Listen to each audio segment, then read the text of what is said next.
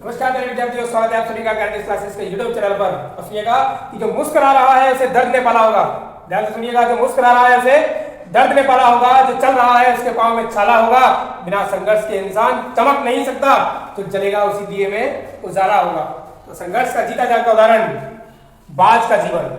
हम विद्यार्थियों आज हम बात करेंगे बाज की कहानी की। ईगल शाहीन जिसे आप कहते हैं, बाज की कहानी की हम लोग बात करेंगे। बाज का जीवन वास्तव में किसी संघर्ष और किसी प्रतिज्ञा से कम नहीं है। किसी घोर तपस्या का जीता जागता उदाहरण है बाज, ईगल शाहीन जिसे आप कहते हैं। तो आज हम बात करेंगे बाज की कहानी की, या बाज के जीवन के संघर्ष की। बाज का संघर्ष, ईगल शाहीन। आज हम बात करने वाले हैं किसकी? बाज। बाज का संघर्ष, क्या सीखने का आपको मिलता है?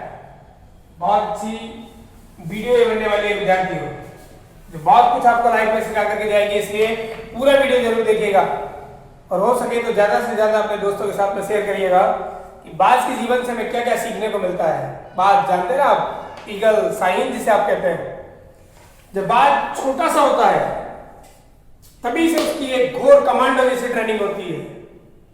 एक बहुत कठिन ट्रेनिंग उसकी होती है।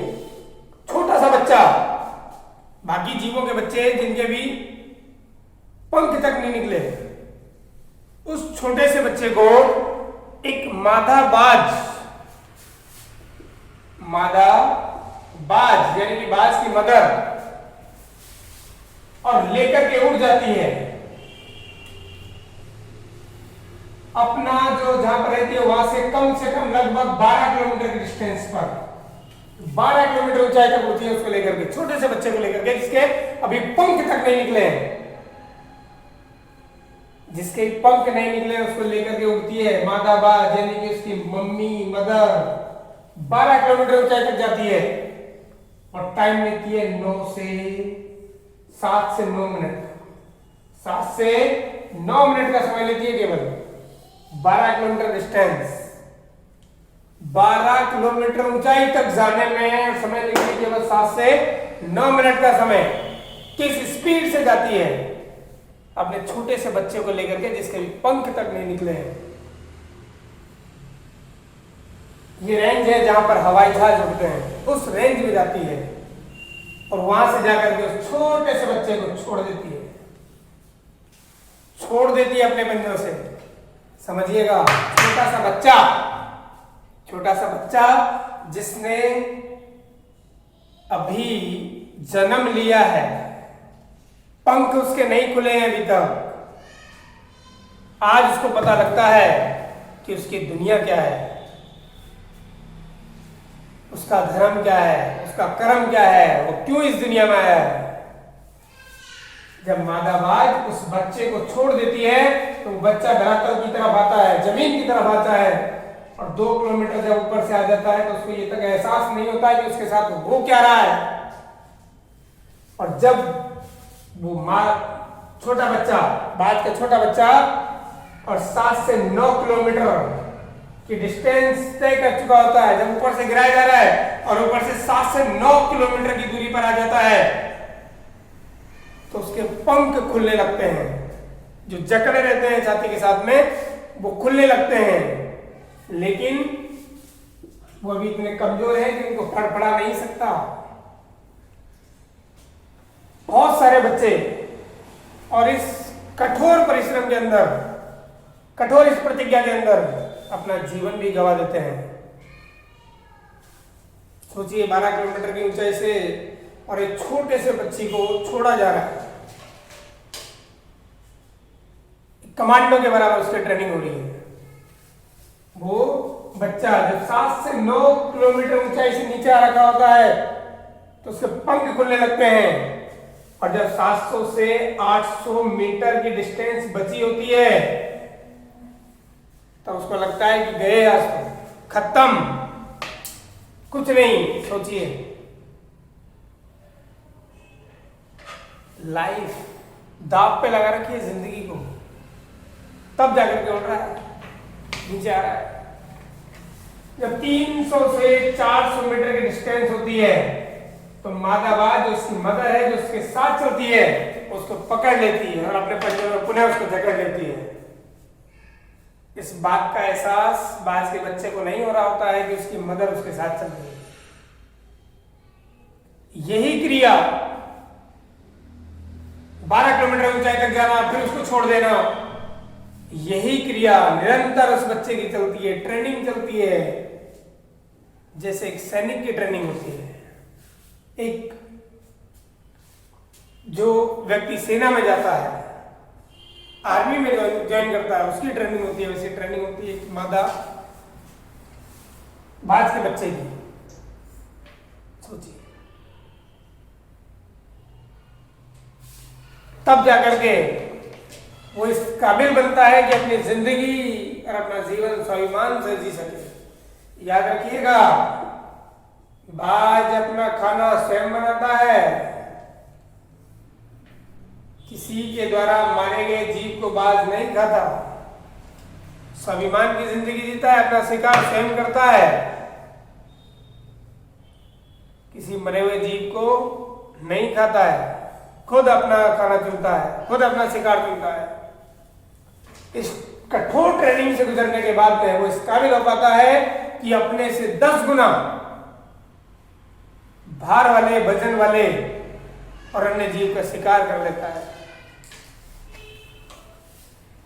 बाज की ट्रेनिंग यही खत्म नहीं होती। जब आंधी आती है, बारिश आती है, जब सारे पक्षी, सारे जीव जंतु अपने घोंसलों में, अपने घरों में छुपे रहते हैं, जब एकमात्र उस आंधी के अंदर, बारिश के अंदर बाज है जो आपको उड़ता हुआ दिखाई देता है, वो चुनता है अपने लिए, अपने कंफर्ट जोन से बाहर आता है, ये नहीं छुपे रहता है। यहां तक कि जंगल का शेर, जंगल का जो राजा है शेर, वो भी किसी पेड़ के नीचे छुपा रहता है, लेकिन बाज है जो आंधी और उस बरसात को चीरता हुआ बादलों से ऊपर चला जाता है और वहां से बारिश का आनंद लेता है। चैलेंज करता है बारिश को कि दम है तो मुझे भिजा के दिखा, गीला करके दिखा। ऊपर जाके बादलों के बारिश का आनंद लेता है, वो चुनता है संघर्ष को। बाज संघर्ष को चुनता है। जिंदगी होती है 70 साल की, 40 साल की उम्र में उसकी जिंदगी में एक ऐसा पड़ाव आता है जहां उसे ठानना पड़ता है, चुनना पड़ता है, चुनाव करना पड़ता है, संघर्ष का या मौत का, स्वाभिमान की जिंदगी का या मौत का। बहुत आसान होता है मौत को चुनना, कठिन है संघर्ष की राह पर चलना, लेकिन चुनता है बाज 40 की उम्र में। 40 साल की उम्र में जब बाज होता है तो उसकी जिंदगी में एक पड़ाव आता है कि उसकी चोंच वो लचीली हो जाती है, आगे से मुड़ जाती है, शिकार करने में परेशानी होती है।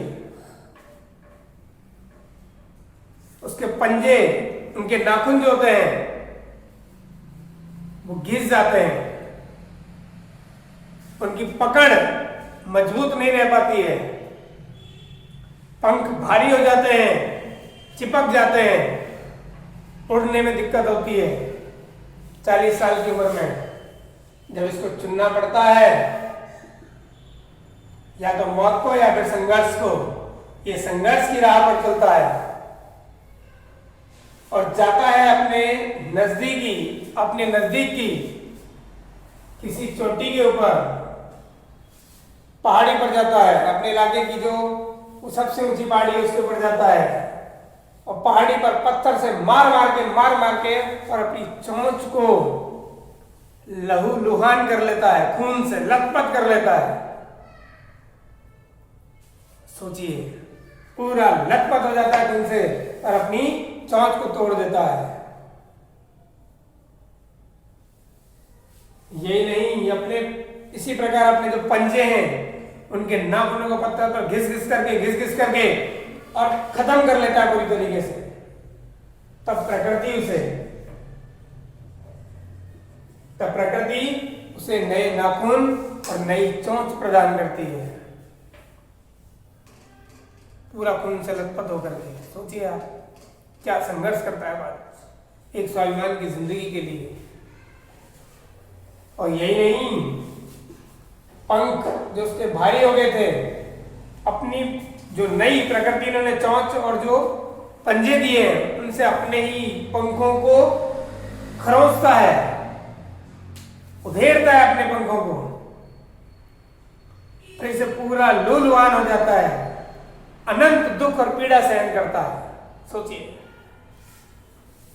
और फिर प्रकृति उसे 6 माह के अंदर, 6 महीने के बाद पुनः एक वरदान स्वरूप और नए पंख देती है, जिनसे वो पुनः आगे की जिंदगी स्वाभिमान पूर्वक गुजारता है।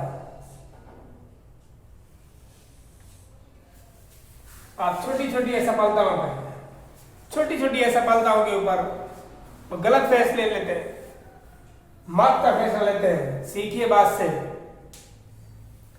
बात से सीखना होगा आपको कि जिंदगी में कितने भी संघर्ष है, कितने भी दुख आए, लेकिन हमें संघर्ष का रास्ता चुनना चाहिए, संघर्ष की राह पर चलना चाहिए। बहुत व्यथित हुआ मैं भी थोड़े दिन पहले, जब कोटा के अंदर और नीट की तैयारी करने वाले 4 विद्यार्थियों ने सुसाइड किया।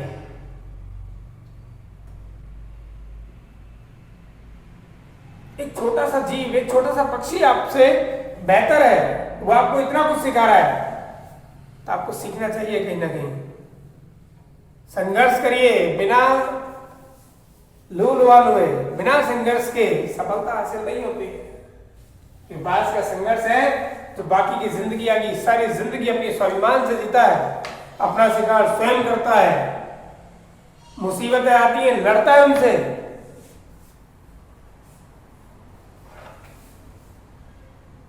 तो बात जरूरी है विद्यार्थी जीवन में कि एक बात की जिंदगी से हमें सीखना चाहिए कि बहुत कुछ आपको सिखाती है। सालों शौकत की जिंदगी जीने के लिए बहुत जरूरी है कि आपको संघर्ष को चुनना होगा, संघर्ष को ठानना होगा। घबरा करके और बैठना नहीं होता है, डरना नहीं होता है, संघर्ष चुनिए। जय हिंद, जय भारत। सीखिएगा इससे।